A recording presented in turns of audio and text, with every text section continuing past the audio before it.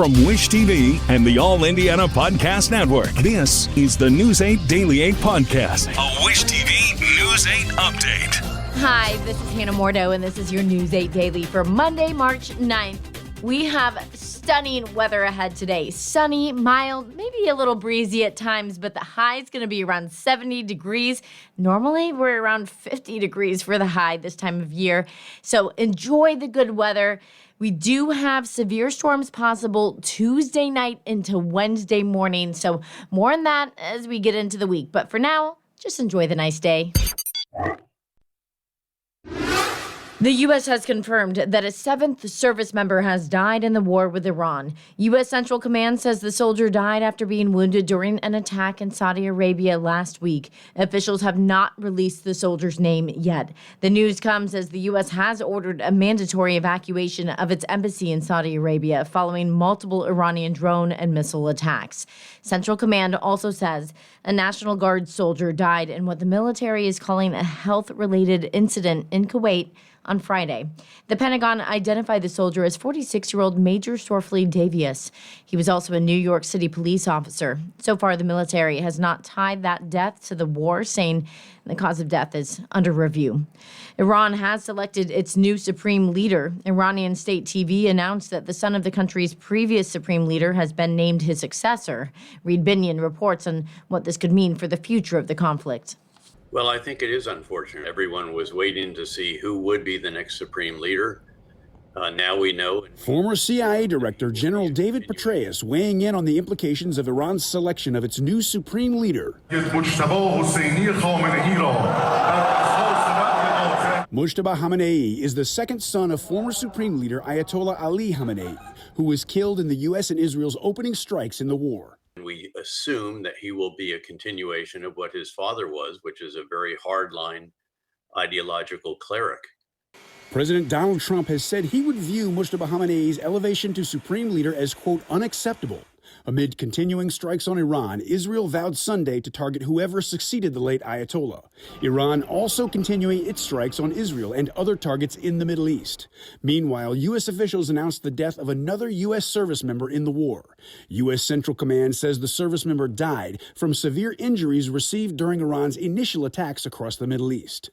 This is the seventh U.S. service member killed in action during Operation Epic Fury. The announcement came just one day after the dignified transfer of the remains of the 6 other troops killed in the first days of the war with Iran. I'm Reed Binion for Wish TV and WishTV.com.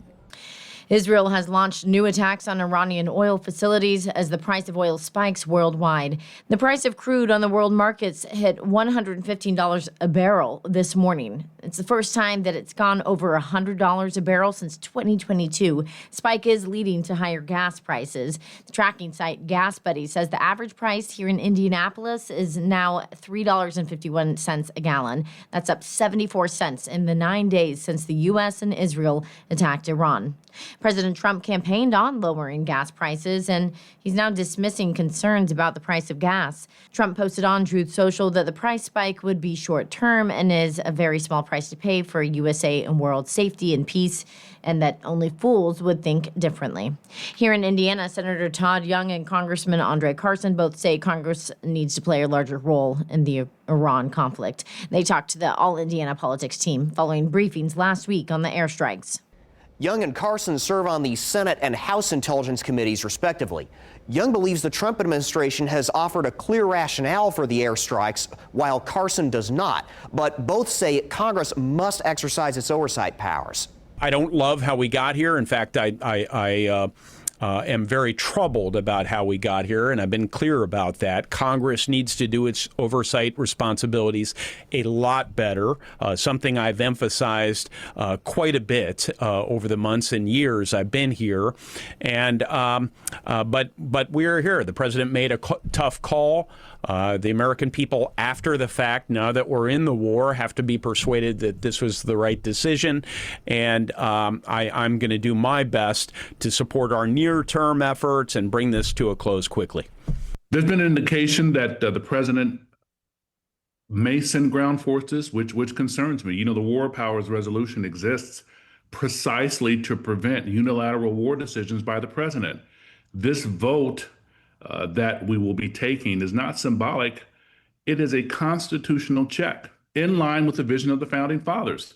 If we allow Donald Trump to wage war without debate or authorization, we effectively surrender the legislative body's most serious responsibility to the executive branch. You can see in-depth interviews with your elected officials about the nation's most serious issues every Sunday on All Indiana Politics. It airs at 9:30 in the morning, exclusively on Wish TV. I'm Garrett Bergquist for Wish TV and WishTV.com. New on Daybreak, police say that they have detained at least one person of interest after an overnight shooting downtown that injured a person. It happened after 1:30 this morning at Maryland and South Meridian Streets. IMPD says officers found the person shot there, but awake and breathing. We are working to learn more about what led to the shooting. IMPD Chief Tanya Terry says she is disturbed and disgusted by a video that surfaced this weekend showing a driver hitting a security guard and an officer downtown Saturday night.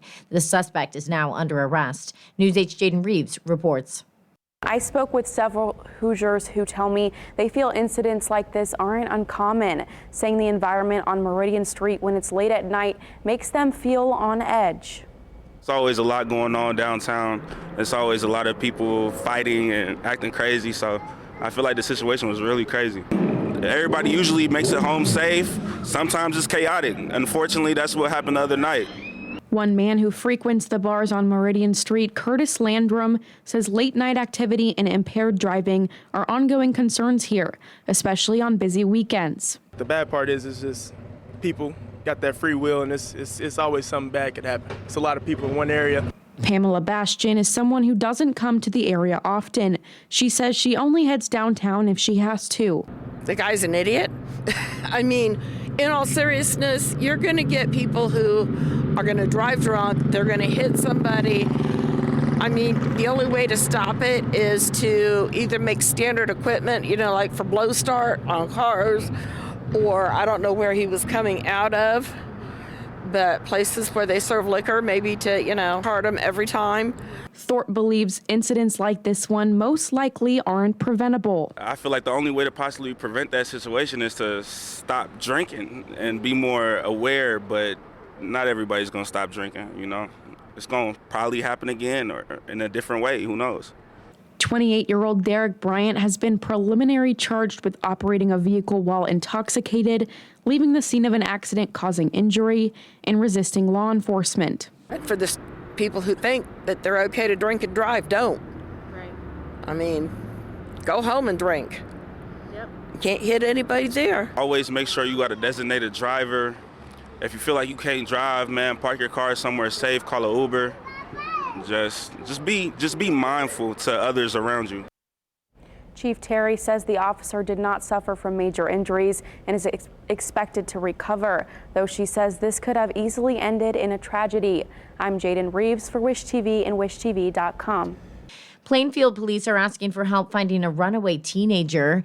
They say 17-year-old Penelope McGowan is missing. Authorities say she was last seen after leaving school with her older sister. Her sister says she dropped Penelope off in a neighborhood where she lives with their father. Police say her last known GPS location was southbound on Moon Road, just off of US 40. Before her cell phone was turned off. Authorities say Penelope is 5'4", around 130 pounds. She has red hair, hazel eyes, and was last seen wearing a white shirt, blue pants, and a black jacket with fur on the hood. Police urge anyone with information, if you know anything, to just call 911. Some people living in Decatur Township are saying no to a potential data center development there. Several people protested the proposed Saby data center yesterday. They gathered at the site where organizers want to build it. It's at Kentucky Avenue and Canby Road. People who live in the area tell us they're worried about the risk that a data center could bring. Every aspect of our life is going to be affected by this. The air that we breathe, the water that we drink, the environment of what the type of building they're going to put up here, the fact that they're going to put diesel fuel all over this place. We don't benefit from this. How do we benefit? The Marion County Metropolitan Development Commission will consider a petition to start construction next Wednesday on March 18th. Indiana's near-total abortion ban is up in the air following a ruling from a Marion County judge and an appeal from the State Attorney General, Todd Rokita. IT Mate's Tim Spears explains where the law stands now. Indiana's abortion law already had a number of exceptions, like if the woman is a victim of rape or incest. Now, a sincere religious belief is another exception that can allow a woman to access an abortion. Disappointed and sad by it because I thought we were headed in the right direction. Kim Wright is here with her 3 kids because of her faith. She's one of a handful of pro-life protesters holding daily demonstrations outside this Indianapolis Planned Parenthood because of her religious belief that abortion is murder. I believe that all human beings are created in the image of God, therefore have the right to be born. Now, for women throughout Indiana, religion may be the reason they're allowed access to an abortion. Using religion as a reason is really almost mind-boggling. The ACLU of Indiana led a class action lawsuit against the state's near total abortion ban, representing plaintiffs who said their religious beliefs placed precedence on the health and well-being of a pregnant woman over a fetus. That group includes people who aren't part of any organized religion. Is this broad enough where essentially this opens up abortion access to every woman in Indiana? If they can articulate that same type of claim, yes. Judge Christina Kleinman writing, the state's articulated interest is in protecting prenatal life. The fact the abortion law expressly allows for abortion in other circumstances demonstrates the lack of a compelling interest in protecting life under all circumstances. Now that abortion can be considered a religious exercise, it joins the limited list of exceptions already in place to access abortion care, including rape, incest, and protecting the life of the mother. The court essentially said, because you already have exemptions, this should be an acceptable exemption too. Yes. While faith may have brought Kim to protest, it may open access to the thing she's protesting. If people are using religion to get an abortion, then they are not following a religion. Providers still need to figure out how they will verify religious beliefs. The ACLU told me it may be similar to how some jurisdictions determine religious exceptions for things like vaccines. In studio, Tim Spears for Wish TV and WishTV.com.